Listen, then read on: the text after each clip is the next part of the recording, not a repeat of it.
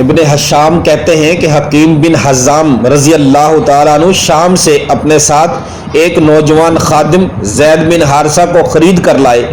حکیم بن حزام رضی اللہ تعالیٰ عنہ کی پھوپھی حضرت ختیجہ رضی اللہ تعالیٰ عنہا نے ان سے وہ خادم مانگ لیا۔ اس وقت حضرت ختیجہ رضی اللہ تعالیٰ عنہ رسول اللہ صلی اللہ علیہ وسلم کی زوجیت میں تھی۔ حضرت ختیجہ کو ہبہ کر دیا۔ پھر حضرت ختیجہ نے وہ غلام رسول اللہ صلی اللہ علیہ وسلم کو ہبہ کر دیا۔ آپ صلی اللہ علیہ وسلم نے اسے آزاد کر کے اپنا منہ بولا بیٹا بنا لیا۔ یہ وہی نازل ہونے سے پہلے کی بات ہے۔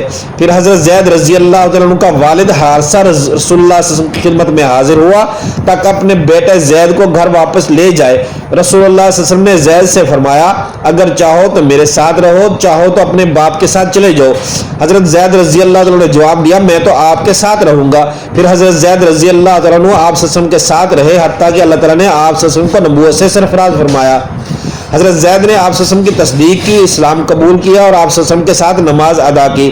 پھر جب یہ آیت کریمہ نازل ہوئی ادعوہم الی آبائہم، یعنی اپنے باپوں کے نام سے پکارو، تو حضرت زید نے فوراً سر تسلیم خم کر دیا، کہا میں زید بن حارثہ ہوں۔ طبرانی نے کیا